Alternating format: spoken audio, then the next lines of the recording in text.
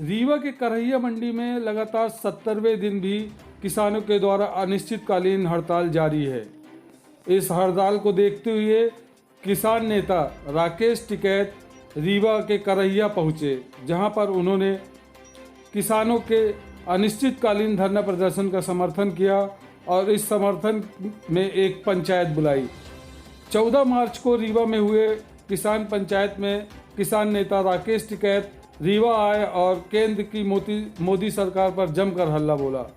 टिकैत ने एमएसपी को लेकर सरकार पर सवाल खड़े किए और उसके पश्चात टिकैत मैहर के लिए रवाना हुए।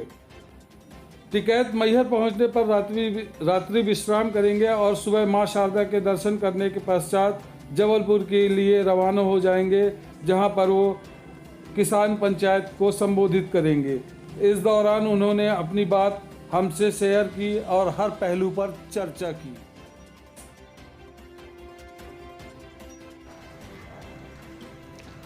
किसान नेता राकेश टिकैत आज मैहर पहुंचे।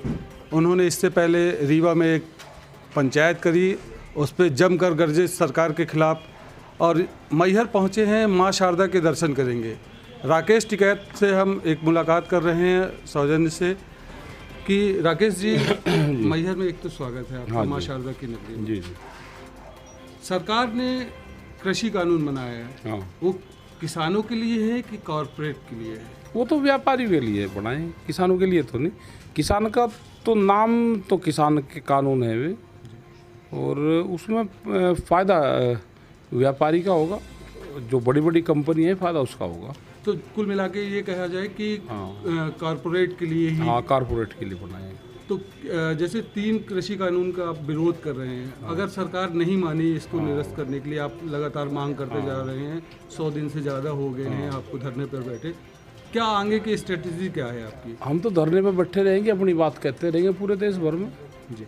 हाँ, जैसे कि अभी आप बंगाल भी गए थे चुनाव में, बीजेपी का विरोध करने गए थे कि ममता का सपोर्ट करने गए थे? ना हम तो बीजेपी का विरोध कर रहे हैं, हम अपनी बात बताने गए किसानों को कि जो सरकार आपके पास में आ रही, दिल्ली के जो लोग आ रहे हैं, ये चुनाव लड़ने आ रहे हैं, आपसे एक मुट्ठी चावल मांग रहे हैं, तो इससे इसका भाव मांग लो आप वापसी कि भाई इसका एमएसपी हमको कब मिलेगा और इस पर कानून बना दो।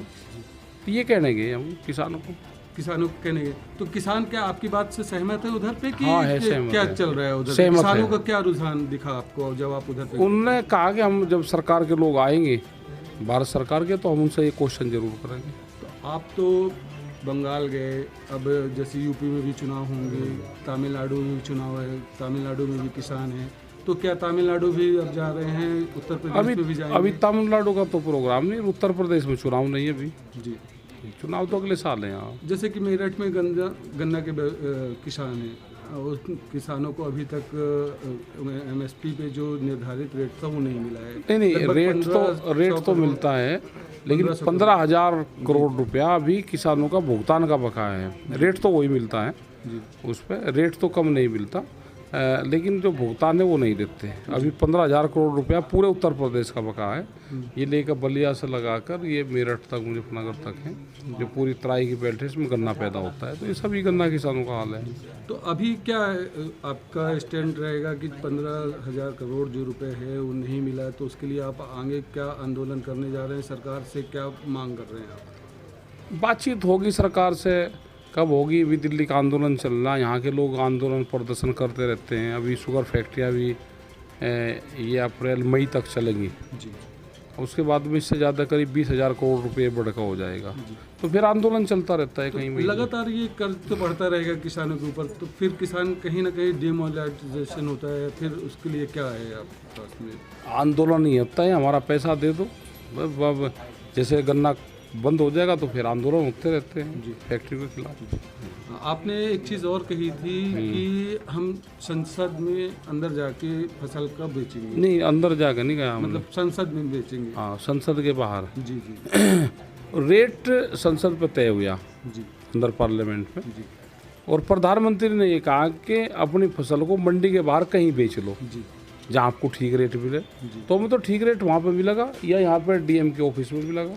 तो कैसे संसद भवन में कैसे आपको ठीक रेट मिलेगा? वहाँ कौन बैठा है उधर पे? उधर पे तो नेता बैठे हैं, किसान तो वहीं कोई ना कोई तो आवेगा, कोई बात करने आवेगा। तो कौन आवेगा? जो भी आवेगा, कोई सरकारी सरकार तो अधिकारी तय कर लिए कि व्यापारी ही आएंगे आपसे बात करने। आ जाएंगे वहाँ पे, व्यापारी को देख लेंगे। तो कौन व्यापारी पहुंचेगा? अभी देखेंगे वहाँ पे जब जाएंगे। अब डीएम के यहाँ पे कौन आएगा? व्यापारी। डीएम ही रहेगा। डीएम नहीं तो नहीं, वो बिचौलिया है। सब आ जाते हैं, यहीं आवे। हमने तो तुलवाया है बिचौलिया का ना, ऐसा काम नहीं है, करेगा। ऐसा नहीं है। जी। जब डीएम के यहाँ हम फसल लेकर जाते हैं, कहीं नहीं बिकती। मुझे एक यूपी में डिस्ट्रिक्ट है बाराबंकी, जी जब उनकी धान नहीं खरीद हुई तो डीएम के ऑफिस में लेकर गए। हमने कहा वहाँ ले जाओ, जी। तो वहीं क्रय केंद्र लगे और एफसीआई ने वहाँ पे खरीद करी। तो डीएम के ऑफिस से ही खरीद करी, 300 ट्रॉली खरीद करवाई। मुजफ्फरनगर में शुगर फैक्ट्रियाँ नहीं चल रही थी, तो हमने कहा भाई लेट चल सके शुगर फैक्ट्री, इतने डीएम के यहाँ पर गन्ना डलवा दो। तो डीएम के यहाँ लेके गए और ट्रैक्टर ट्रॉली से गन्ना लेके गए और धर्मकांटे की पर्ची जितनी भी थी वो वहाँ पर उनके ऑफिस में डलवा दी हमने। उसका तीसरे दिन भुगतान मिल गया। तो वे अपने आप व्यवस्था कर ले, वो तो जिम्मेदारी उनकी है। एक और मुद्दा है कृषि कानून पे, कॉन्ट्रैक्ट फार्मिंग की। ये क्या है और कैसे अपन इसको सॉर्ट आउट करेंगे? कॉन्ट्रैक्ट फार्मिंग ये है कि वो ग्रेडिंग करते हैं इसमें। जी।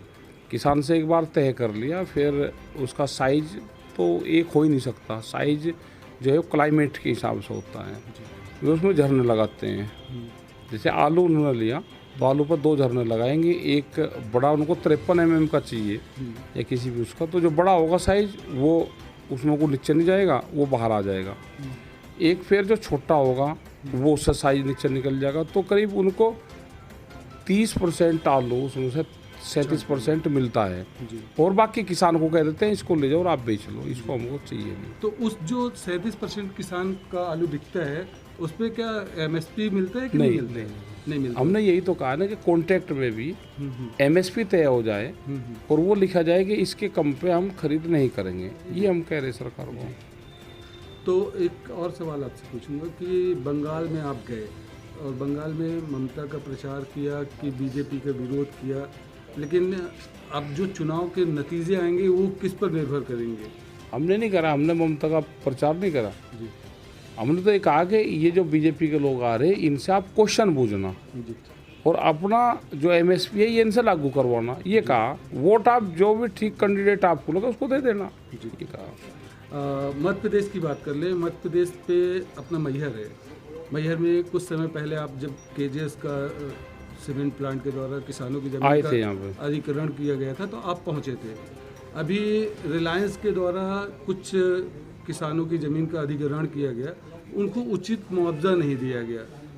आज भी कुछ समय पहले तक किसान बैठे थे धरने पर। क्या उनके हक की लड़ाई लड़ेंगे आप? वे उनसे बात करेंगे क्या उनका वो सिस्टम है। और हम तो लड़ाई लड़ने के लिए आई, फिर लड़ाई लड़ लेंगे।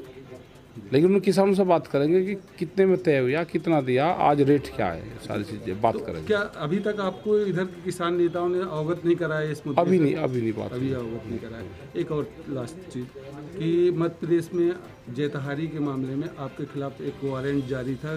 सोशल मीडिया में सवेरे से खबर वायरल हो रही है कि आपके खिलाफ हमें तो नहीं पता कुछ वारंट भी है यहाँ पे।